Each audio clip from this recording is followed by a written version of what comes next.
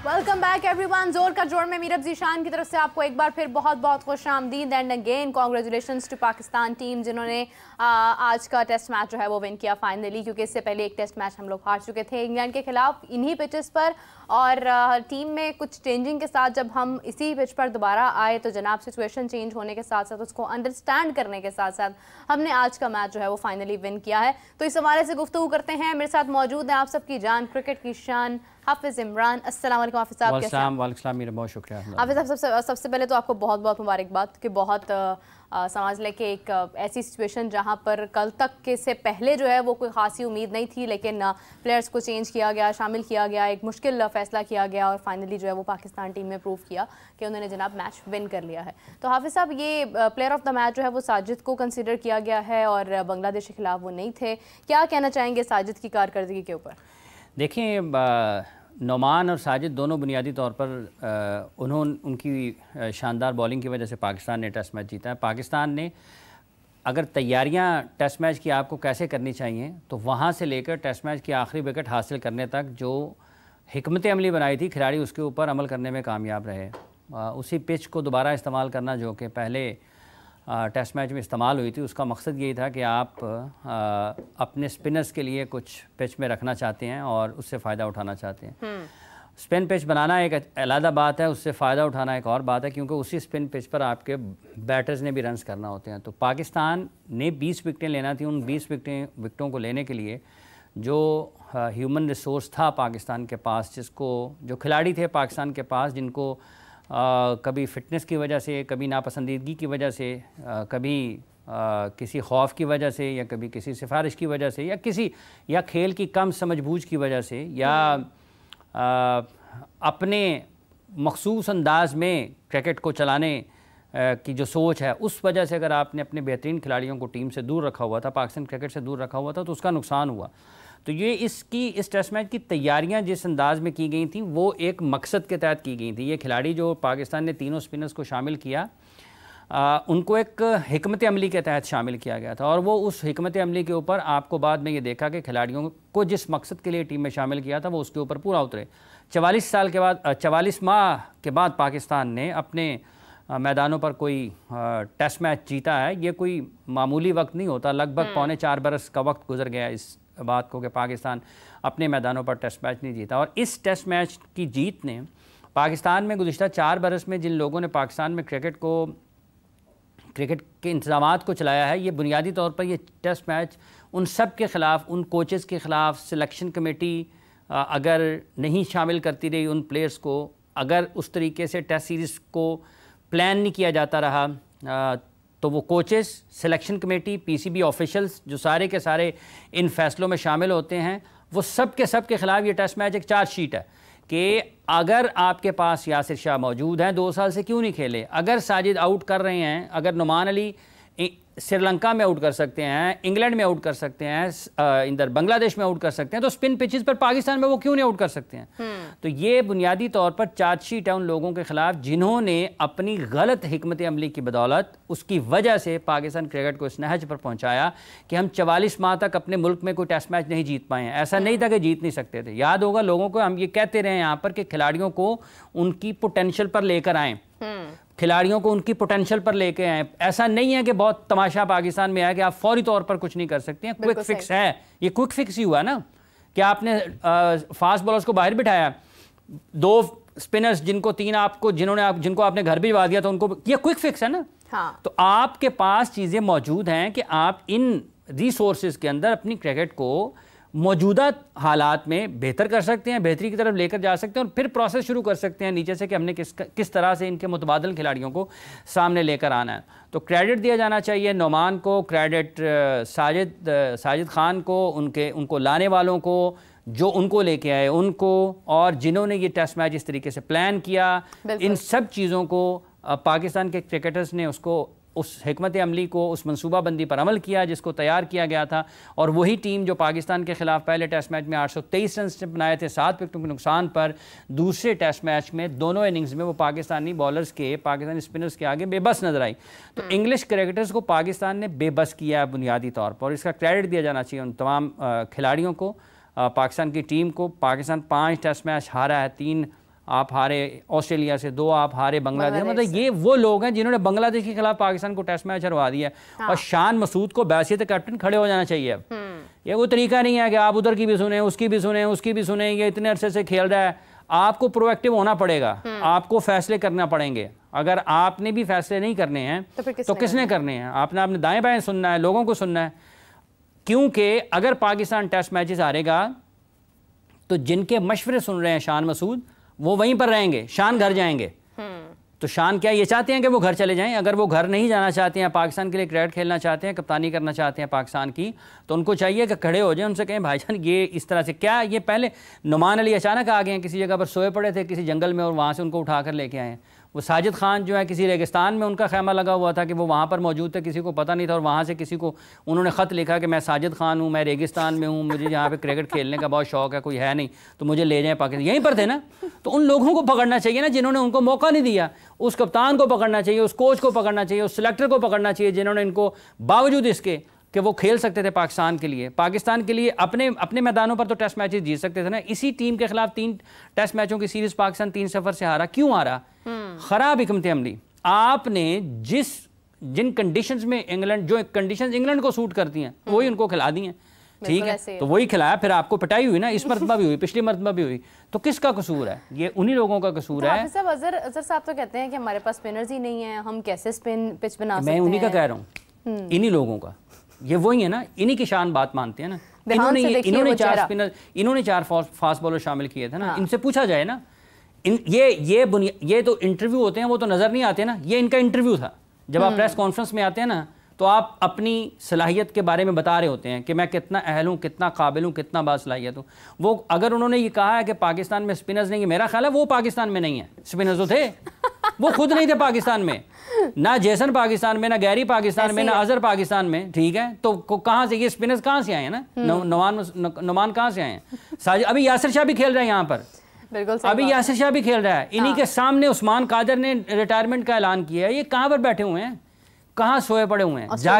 जागें। ये तबाह ना करें पाकिस्तान के क्रिकेट, हाँ तबाह ना करें पाकिस्तान के क्रिकेट को। इसलिए ये तकलीफदेह चीज़ है। ये वो नहीं है कि हमने कोई बहुत बड़ा कारनामा इस अंदाज में कर लिया कि हमारी क्रिकेट इससे यकसर बदल गई है, लेकिन ये आपको एक रास्ता नज़र आया है कि इतनी बुरी क्रिकेट नहीं है पाकिस्तान की, इतनी बुरी क्रिकेट नहीं है पाकिस्तान की जितनी आपने बनाकर रख दी है।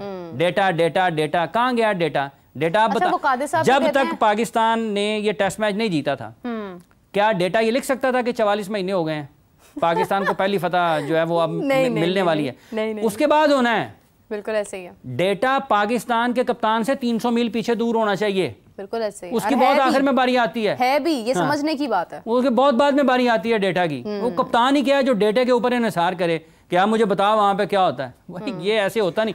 इम्तिहान में अगर कोई बच्चा पेपर देने के लिए जाता है ना, अगर उसकी अपनी तैयारी होगी ना, उसको किसी की जरूरत पेश नहीं आती। डेटा बदल सकता है वो, सब कुछ बदल देगा, वो खुद बदलता है। बिल्कुल ऐसे ही खुद बदलता है। ये जो बड़े बड़े लिखारी होते हैं ना, ये डेटे की बेस पे नहीं चलते, इधर से चलते हैं, यहाँ से आती हैं चीजें, प्लान करते हैं। कौन सा डेटा था आकिब जावेद साहब के पास? आते कि उन्होंने फैसला लिया नहीं? उनमें एक तो आकिब जावेद साहब को, उनको इस तरह के फैसलों, वो उनकी एक फितरत में शामिल है, उनकी शख्सियत का हिस्सा है।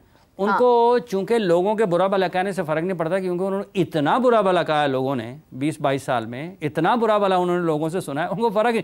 हार भी जाते हैं, उनको गालियाँ पढ़नी थी ना, उन्होंने कहा ठीक है निकालते रहे गालियाँ, क्या फ़र्क, ट्रांसपेरेंट हो गए मैं अब, वो ठीक है। लेकिन ना ये जो पाकिस्तान की क्रिकेट को चला रहे हैं ना इनमें खेल की समझ बूझ है वो जो होनी चाहिए, ना इनमें ये समझ बूझ है कि किसको खिलाना चाहिए, ना इनमें टेस्ट मैच प्लान करने की, इनके जो हिकमत अमली तैयार करने की सलाहियत है वो है, ना इनमें सबसे शिद्दत के साथ जिसकी कमी है वो है कि फैसले की ताकत नहीं है, फैसले की कुव्वत नहीं है।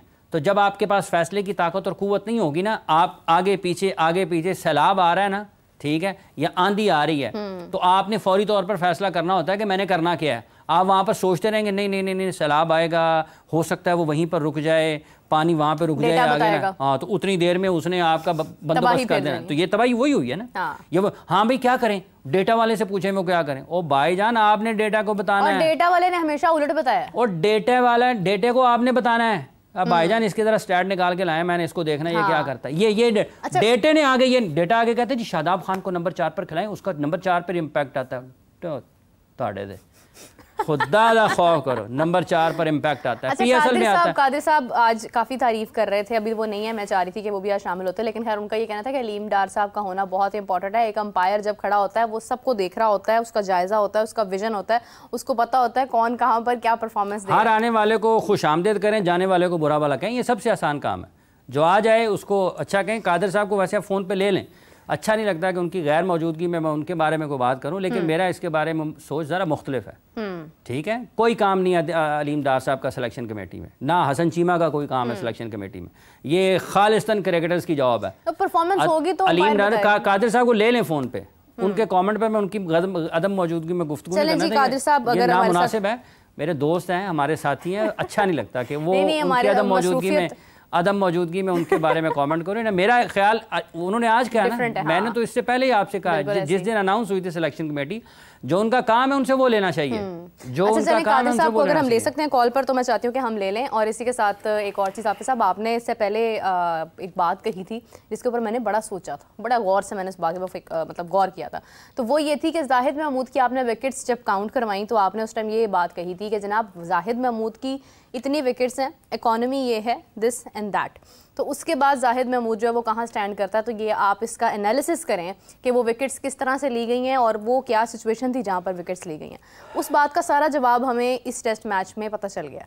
यानी जाहिद महमूद ने यहाँ पर उनकी कोई कारकर्दगी नहीं थी, यहीं पर नुमान ने भी विकेट्स ली हैं, यहीं पर साजिद ने भी ली हैं, लेकिन जाहिद महमूद यहाँ पर होने के बावजूद बिल्कुल ऐसे थे जैसे वो यहाँ पर नहीं हैं। और काफ़ी सारे प्लेटफॉर्म्स पर, इनफैक्ट इंक्लूडिंग मी, हम लोग ये बात करते थे कि जाहिद को मौका देना चाहिए, आप उनको ट्राई तो करें ना, कि मतलब वो क्यों शामिल नहीं है प्लेइंग 11 में या किसी भी जगह पर, मगर उनको शामिल करके भी वो चीज़ वाज़िया हो गई कि उन्होंने तो कोई परफॉर्मेंस नहीं दी है। तो हाफिज़ साहब क्या बैकग्राउंड थी इस बात की आपके? देखिए मैं आपको बताऊं, ये बात है ज़रा इस अंदाज से, अभी आपने जब जिक्र किया है तो देखिए पहली इनिंग्स में पाकिस्तान की तरफ से जाहिद ने 6 ओवर्स किए हैं।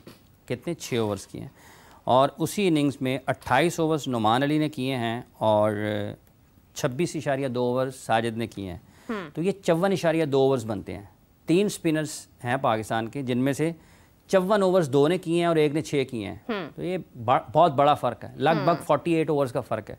तो क्यों नहीं किए, ये खुद बता रहे हैं नंबर्स जो हैं इस वक्त कि क्या है। सेकंड इनिंग्स में जब वो आए हैं बॉलिंग के लिए तो 16.3 ओवर्स नुमान अली ने किए हैं और 17 ओवर्स जो हैं वो साजिद खान ने किए हैं। तो ये 33.3 ओवर्स बनते हैं, जिसमें इंग्लैंड सेकंड इनिंग्स में 33 ओवर्स में 33.3 ओवर्स में इंग्लैंड आउट हो गया। ठीक है, कभी कभार पाकिस्तान 33 ओवर्स में आउट होता था। तो 33 ओवर्स में एक भी बॉल जो है वो किसी और बॉलर का नहीं है। इसकी वजह ये है कि जब आप क्रिकेट देखते हैं, जब आप क्रिकेट को समझने की कोशिश करते हैं तो आपको बॉलिंग में आप जायज़ा लेते हैं। गलत भी हो सकता है, ऐसा नहीं है कि आप जो भी सोच रहे हो वो गलत हो, परफॉर्मेंसेस उसको दुरुस्त आपको गलत साबित कर सकती हैं। तो जो गेंदबाजी जिस अंदाज से वो करते हैं उसमें बहुत सारी ऐसी चीज़ें नज़र आती हैं जो कि हाईएस्ट लेवल पर आपके लिए मुश्किलात हो सकती हैं। बैट्समैन आपको कैसे, आपके अगेंस्ट बैटिंग कैसे करता है। हाँ। ठीक है, राइट आर्म लेग स्पिनर के लिए जिन चीज़ों का टेस्ट मैच में आउट करना ज़रूरी होता है, वो चीज़ें उसमें ज़रा मुख्तलिफ अंदाज में हैं। मुश्किल होता है कि आप उस तरह की बॉलिंग के साथ आउट कर पाएँ। और ये कम बॉलिंग यहाँ पर जो हुई है उसकी एक यही वजह होगी कि जब आप बाउंड्री बॉल करते हैं ज़्यादा टेस्ट मैच में, किसी भी क्रिकेट में अगर आप कर रहे हो तो रन्स खुल जाते हैं। तो जो प्रेशर बरकरार था साजिद खान और नुमान की कंट्रोल एक्यूरेट बॉलिंग की वजह से, अगर वो आप किसी तीसरे को बीच में शामिल करते हैं, रन्स खुल जाते हैं। एक मरतबा खुल जाएं और इन रन्स में जो यहाँ पर हुए हैं, एक आध पार्टनरशिप मैच से आपको दूर लेकर जा सकती है। तो ये अच्छी हिकमत अमली थी पाकिस्तान की इस टेस्ट मैच में कि उन्होंने उन गेंदबाजों को मौका दिया कि जिनका कंट्रोल ज़्यादा था। दोनों फिंगर थे, फिंगर स्पिनर्स थे, नुमान भी साजिद भी। तो फिंगर स्पिनर जो हैं उनका कंट्रोल बेहतर होता है रिस्ट स्पिनर्स की निस्बत। तो ये एक चीज़ इस टेस्ट मैच में है। बाकी वो बहुत उन्होंने पाकिस्तान के लिए क्रिकेट खेली है, वो बहुत मोहतरम है, लेकिन जब आप पाकिस्तान की टीम की बात करते हैं तो वहाँ पर चीज़ें मुख्तलिफ अंदाज में सोची जाती हैं, समझी जाती हैं, देखी जाती हैं, परफॉर्मेंस बेस्ड होती हैं। जो शख्स पाकिस्तान के लिए मैचेस जीत सकता है वो भले किसी भी जगह से है, वो यहाँ से मॉडल कॉलोनी से है, मक्का कॉलोनी से है, वो दादू से है, वो खानेवाल से है, वो गिलगित बल्तिस्तान से है, वो रावलपिंडी से है, वो इस्लामाबाद से है, वो पाकिस्तान के किसी भी हिस्से से है, वो उतना ही मोहतरम है। लेकिन जब आप पाकिस्तान की बात करते हैं तो पाकिस्तान टीम में आपको उन्हीं क्रिकेटर्स को शामिल होना चाहिए जो आपके लिए मैचेस जीत सकते हैं। ये नहीं होना चाहिए कि कोई एक ख़ास मखसूस इलाके का शख्स खिलाड़ी है तो वो ये समझे शायद मुझे इस वजह से टीम में शामिल नहीं किया जाता है। ऐसा नहीं होता, होना नहीं चाहिए। पाकिस्तान में ये चीज़ें एग्जिस्ट करती हैं, इस जगह के ऊपर इस बुनियाद पर लोग गुफ्तगू करते हैं, इस बुनियाद पर लोग फैसलों की भी कोशिश करते हैं, करते भी हैं, लेकिन ऐसे होना नहीं चाहिए। मेरिट परफॉर्मेंस जो है वो सबसे पहला पैमाना पाकिस्तान की क्रिकेट में टीम में सिलेक्शन, कोचेज़ की सिलेक्शन, ऑफिशियल्स की सिलेक्शन, पाकिस्तान टीम के मैनेजमेंट की सिलेक्शन, ये सब के सब चीज़ें अगर मेरिट पर होंगी तो नक्शा पाकिस्तान के क्रिकेट का बदल सकता है, बेहतर हो सकता है। अच्छा, कहा यह जा रहा है कि क्योंकि टेस्ट के अंदर अभी सलमान अली आगा की परफॉर्मेंसेस भी बहुत अच्छी थी, तो अब एक ये भी कहीं से आवाज़ आ रही है कि जनाब टेस्ट का कैप्टन जो है वो सलमान अली आगा भी हो सकता है। तो क्यों ऐसा होता है हाफिज़ साहब कि किसी की परफॉर्मेंस अगर आने लग ही जाती है तो हम साथ ही उस पर वो कैप्टनसी का जो ताज है वो उसको सौंप देते हैं ताकि वो डबल डबल जिम्मेदारी संभाले, वो कैप्टनसी के उस स्टारडम में आ जाए या वो उस प्रेशर में आ जाए और उसके बाद परफॉर्मेंस जो है वो उसकी लैक करने लग जाए? क्या 2-3 मैचेस से हम ये डिसाइड कर लेंगे कि कैप्टन कौन हो सकता है, कौन नहीं हो सकता है? और जो शान को रिमूव करने की बात थी, अब तो वो भी मतलब उसका भी कोई जवाब नहीं है, एक टेस्ट मैच तो वो जीत गए हैं। तो हाफिज़ साहब ये जो फैसले हैं इतने मतलब जल्दबाजी के फैसले हैं, किस तरह देखते हैं इन फैसलों? देखें, मेरा बात यह है कि अभी तो दूसरा टेस्ट मैच पाकिस्तान का ख़त्म हुआ है, उसमें एक पाकिस्तान जीता है, एक हारा है। तो अभी तीसरा टेस्ट मैच अगर पाकिस्तान जीत जाता है, पाकिस्तान को जीतना चाहिए, तीसरा टेस्ट मैच भी अगर पाकिस्तान जीत जाता है तो फिर तो चीज़ें ज़रा मुख्तलिफ अंदाज में सामने आएंगी। और ये बड़ा अफसोसनाक है पाकिस्तान के लिए कि आप फौरी तौर पर अभी देखिए अगर उनमें कायदाना सलाहियतें मौजूद हैं तो फिर आपको ये रखना चाहिए जहन में कि फिर आपको बहुत सारी चीज़ों को साथ लेकर चलना है। ये ना हो कि 2 मैचों के बाद आप सलमान अली आगा को भी कहें जी बदलें जी और इसको इसकी जगह पर किसी और को लें, भी जाए, कप्तानी भी जाए। ये अभी मेरा ख्याल है कि सबसे ज़्यादा जो तवज्जो है वो रहनी चाहिए क्रिकेट आने वाली क्रिकेट के ऊपर। अभी पाकिस्तान में कुछ स्टेबिलिटी की ज़रूरत है। चैम्पियंस ट्रॉफी सामने आ रही है, ये बहस बंद होनी चाहिए और ये पाकिस्तान क्रिकेट बोर्ड को इस बारे में कोई फ़ैसला करके ना ऐलान करके और उसके ऊपर कायम रहना चाहिए। ये वो वाला फ़ैसला नहीं होना चाहिए जैसे बाबर आजम का था, ये वो वाला फ़ैसला नहीं होना चाहिए जैसे आपने शान मसूद का आप करते हैं, 1-2 दिन के बाद आपके अंदर से लोग सोचना शुरू कर देते हैं। ये खबरें बुनियादी तौर पर किसी और जगह से नहीं आती हैं, ये पाकिस्तान क्रिकेट बोर्ड से ही आती हैं। तो क्रिकेट बोर्ड के जितने भी ऑफिशियल्स हैं उनको ये इस बात पर एक पाबंदी होनी चाहिए इस हवाले से कि आप पता चल जाता है कौन कह रहा है। ऐसा नहीं है कि चेयरमैन को ये पता ना चलता हो कि अगर मैं कोई ब्रेक करूँगा खबर ना तो बोर्ड में पता होगा कि ये किसके पास थी, बिल्कुल ऐसे ही है। ये खबर किसके पास थी। हाँ। 2 लोगों में बातचीत हुई है ना, डेफिनेटली। पीसीबी के चेयरमैन और चीफ ऑपरेटिंग ऑफिसर अगर किसी एक बात पर किसी एक मामले पर गुफ्तगू कर रहे हैं तो वो गुफ्तगू अगर मेरे तक आ जाती है तो या तो चेयरमैन साहब ने बताया या तो चीफ ऑपरेटिंग ऑफिसर ने बताया। बिल्कुल ऐसे ही। अगर मैं गुफ्तगू को खबर बनाकर पेश करता हूँ तो चेयरमैन ने मुझे नहीं बताया तो चेयरमैन तक पहुंचेंगे, उनको पता लगेगा यार ये सीईओ ने बता दिया इसको, क्योंकि वो दोनों लोग ही थे। हाँ। और अगर चेयरमैन ने बताया तो सीईओ को कहेगा यार एंड देन अपनी सेटिंग करो, चेयरमैन दा करीबी बंदा है, तो चेयरमैन ने बताया। हाँ। तो पता चल जाता है कि कहाँ से आ रही है, किस जगह पर धुआं कहाँ से उठ रहा है, किस मीडिया हाउस, किस बंदे ने, किस जर्नलिस्ट के पास थी खबर। और ये कोई ऐसी बात नहीं है, सहाफ़ियों का काम होता है खबर देना, उनका काम होता है खबर देना, लेकिन इसमें भी इस चीज़ का तयन करना चाहिए कि कौन सी चीज़ जो है, कौन सी चीज़ सामने लाने वाली है, कौन सी नहीं लाने वाली, कौन सी है, कौन सी आपको नहीं करनी चाहिए। लेकिन ये पता चल जाता है कि किस जर्नलिस्ट के पास थी स्टोरी, उसने की है और ये किन लोगों से मुताल्लिका है, ये पता सबको चल जाता है। जिनको समझ बूझ होती है अंदर भी बाहर भी हर जगह पर पता चलता है कि ये कहाँ से आई है। सो मेरा ख्याल है कि ये बहस ख़त्म करने की ज़रूरत है। अब अगर उनको आपने कप्तान बनाया है तो ये जो पहले बात की थी, वो कप्तान बने ना, टेस्ट मैच हारने किसके खाते में है? शान मसूद के खाते में। तो उसको खड़ा होना चाहिए भाईजान, पिंडी में ये पिच बनना चाहिए था कि आप बैठे बाहर आराम से। हाँ। अगर नहीं पाकिस्तान रिकी पॉन्टिंग अगर को ड्रॉप कर सकता है माइकल क्लार्क, रिकी पॉन्टिंग सही बात। वर्ल्ड कप विनिंग कैप्टन है। हाँ। एक दफ़ा नहीं है, और कितनी वर्ल्ड कप विक्ट्रीज में उनका हिस्सा है। ऑस्ट्रेलिया की बेहतरीन टीम जिसने दुनिया पर हुक्मरानी की, उसके अहम तरीन खिलाड़ी थे रिकी पॉन्टिंग। अगर वो ड्रॉप होते हैं ना तो कोई भी क्रिकेटर जो है ना वो खेल से बड़ा नहीं है। आपको अपने कौमी टीम को देखना है। हाँ। आपकी कौमी टीम आपके दिमाग पर छाई होनी चाहिए। जब आप उस कौमी टीम को दिमाग पर सवार करके सोचते हैं तो आपकी सोच मुख्तलिफ होती है। नहीं, बिल्कुल सही बात है। मैं तो खुद बहुत देर से ये बात कर रही हूँ कि कप्तानी एग्जैक्ट इशू तो है ही नहीं। इशू हमारा क्या अभी हम मैच नहीं जीते हैं, वही शाम सूरज जो कप्तानी कर रहे हैं, तो क्या ऐसी रीज़न थी कि आज हम जीत गए और इससे पहले हम मुसलसल हारते जा रहे थे? तो यही एक वजह है कि सिर्फ कप्तान का तो नहीं, ये तो पूरी टीम, एक टीम वर्क होता है। हाफिज़ साहब, अगर हम बात करें शाहीन्स की तो उसमें मोहम्मद हारिस की कप्तानी में अब्दुल समद, अहमद दानियाल, इरफात मिनहास, हैदर अली, मुआज़ सदाकत, मोहम्मद अब्बास आफरीदी, मोहम्मद इमरान जूनियर, उमैर बिन यूसुफ, कासिम अकरम, रोहेल नज़ीर, शाहनवाज दहानी, सुफियान मुकीम, यासिर खान और जमान खान शामिल है।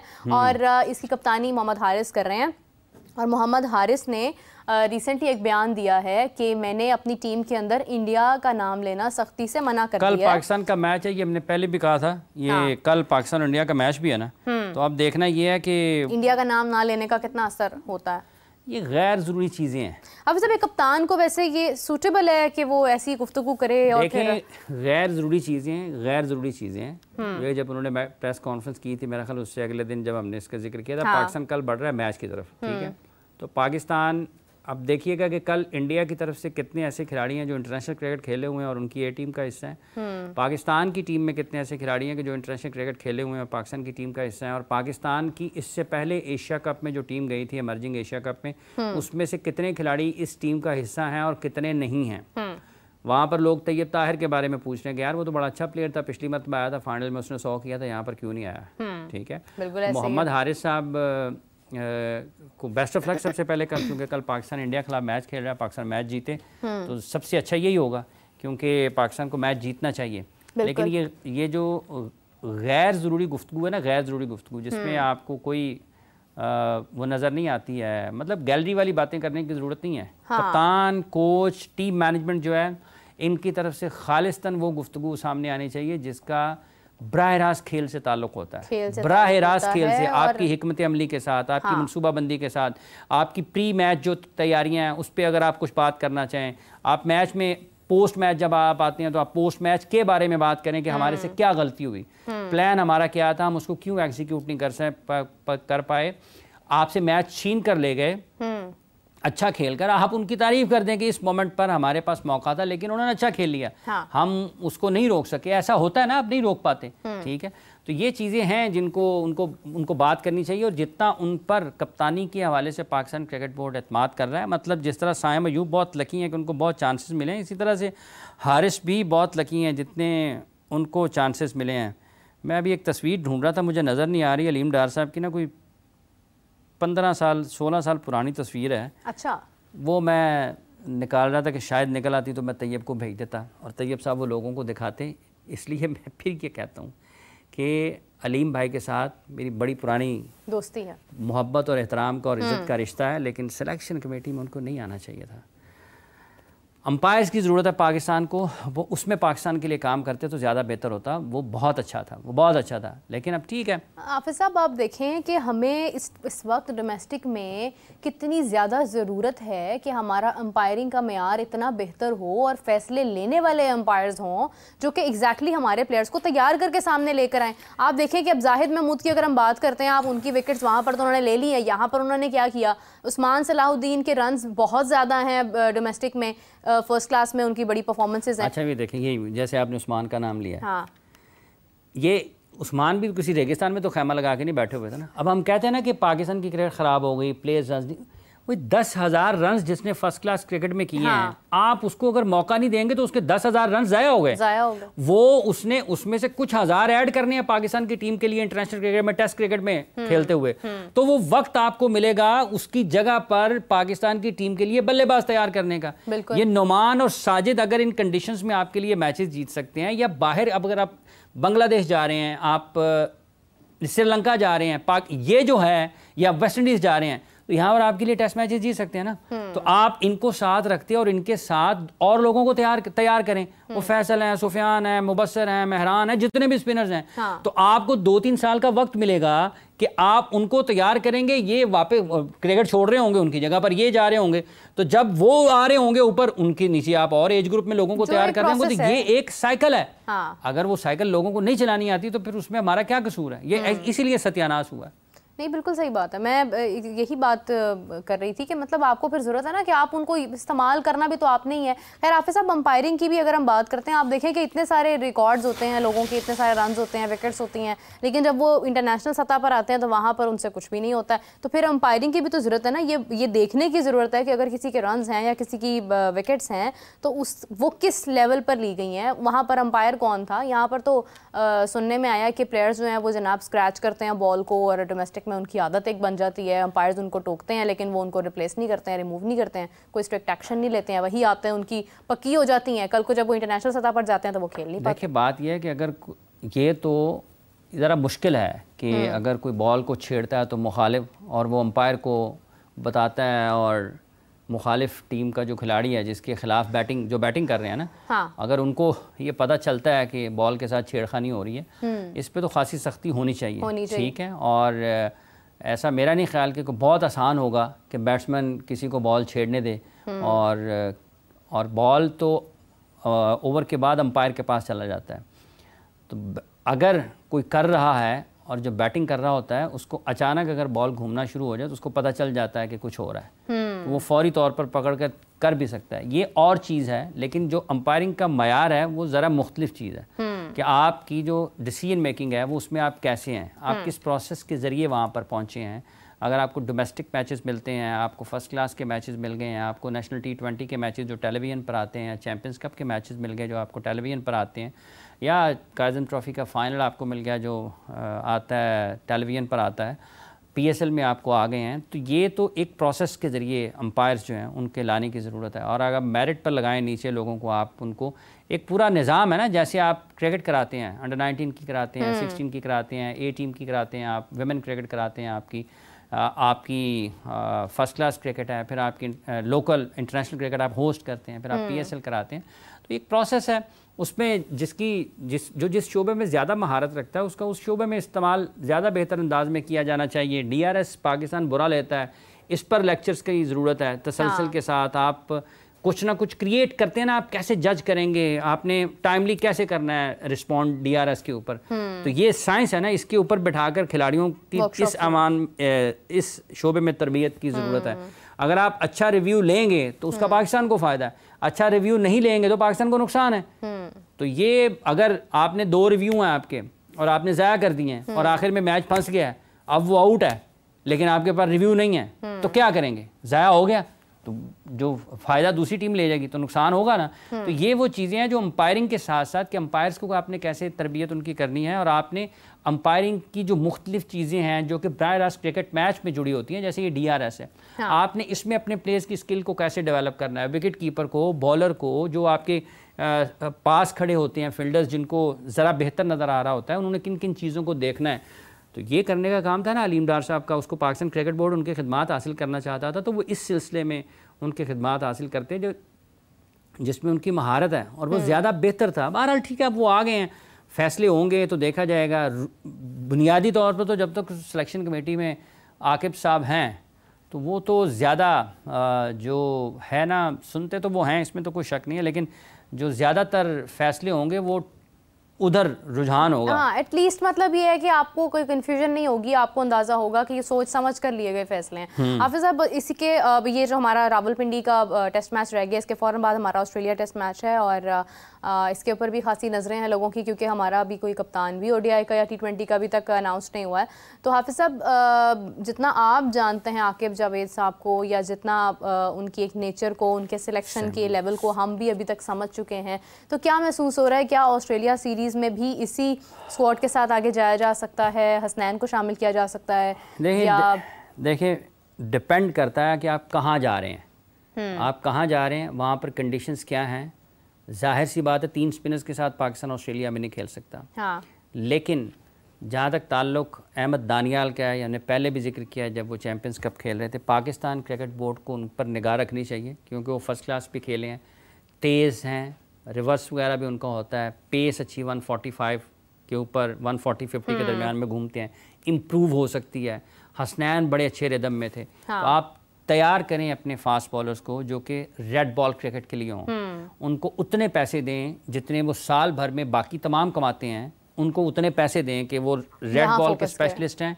उनको माली तौर पर किसी किस्म की किसी चीज़ की कमी नहीं होनी चाहिए। दीगर खिलाड़ियों के मुकाबले में आप फॉर्मेट स्पेसिफिक प्लेयर्स को तैयार कर सकते हैं और आप अपनी क्रिकेट को बेहतर कर सकते हैं। शाहीन नसीम, ये ऐसा नहीं है कि उनकी ज़रूरत नहीं है पाकिस्तान को, वो उन्होंने वापस आना है। पाकिस्तान की चैम्पियंस ट्रॉफी है, बड़े प्लेयर्स जो होते हैं जो आपके तजर्बाकार खिलाड़ी हैं, बाबर, उन्होंने पाकिस्तान के लिए क्रिकेट खेलनी है। पाकिस्तान ने जितना इन्वेस्ट उनके ऊपर किया है, अब वक्त आ रहा है कि पाकिस्तान ने उनसे उस तजर्बे से फ़ायदा उठाना है। तो आप उनको बाहर नहीं निकाल सकते हैं।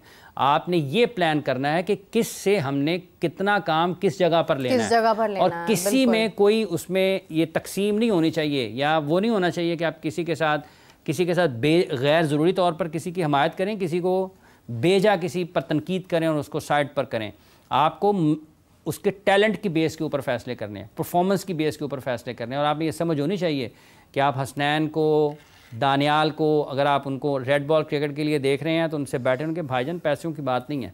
आपको 2 लीगें आप मिलती हैं, उन लीगों से कितने पैसे मिलते हैं? 2 करोड़ रुपया। ये 2 करोड़ रुपये आपके पास है। छोड़े लीग को, पाकिस्तान को, आपको फर्स्ट पाकिस्तान को आपकी टेस्ट क्रिकेट में ज़रूरत है, पैसे आपके टाइम नहीं होता। दानियाल को, भाईजान आपको हम टेस्ट क्रिकेट के लिए देख रहे हैं, कोई लीग आपको साल में नहीं मिलेगी। ये पैसे हैं आपके कितने, 3 करोड़ का नुकसान होगा, 4 करोड़ का होगा। ये 4 करोड़ पाकिस्तान क्रिकेट बोर्ड आपको देगा। और अगर आपकी टीम टेस्ट मैचेस जीतती रहती है, अगर वो WTC में ऊपर चली जाती है, ये सारे पैसे 2 करोड़ लगाएंगे, 20 करोड़ वापस आएगा। टीम अच्छा खेलेगी ना, आपकी ब्रांड वैल्यू बढ़ेगी। अभी जीता ना पाकिस्तान, हाँ जीता ना। तो वो जो लोग कहते हैं कि पाकिस्तान में कोई सेलेबल नहीं है, प्रोडक्ट को सेलेबल बनाना चाहिए। प्रोडक्ट को, जब आपका प्रोडक्ट सेलेबल हो जाएगा ना, तो उसमें आने वाला हर शख्स जो है उसकी जो है ना एक्सीलेंस, वो उसके ऊपर शाइन करेगी। जब वो एक्सीलेंस आपके प्रोडक्ट की होगी तो उसमें लोग ऊपर बढ़ेंगे। आपको फिर ये जो है ना शख्सियत परस्ती, इस बीमारी से निकल जाएंगे, इस बीमारी से निकल जाएंगे। सो प्रोडक्ट बनानी चाहिए, प्रोडक्ट बनानी चाहिए। बहुत शुक्रिया हाफिज साहब, थैंक यू सो मच। और एक मैच चल रहा है मैडम, इंडिया और न्यूजीलैंड का। हाँ जी बिल्कुल चल रहा है, जिसमें अब इंडिया जो है वो काफ़ी हद तक बेहतर बैटिंग भी करता हुआ नजर आया है। विराट कोहली भी हैं और दूसरी जानिब सरफराज खान भी हैं, और सरफराज धोखा नहीं देगा। तो क्या सिचुएशन है हाफिज साहब? होना इसमें यह है कि अभी कोई लगभग 125 रन की जो है ना वो खसारे में है इंडिया, ठीक है जी, और 6 ओवर्स बाकी हैं। ये अगर विकेट नहीं गिरता आज बाकी माना 6 ओवर्स में, तो खसारा रह जाएगा लगभग 100 रन का। कितने का? 100 रन, 100 या 90 के दरमियान लगभग।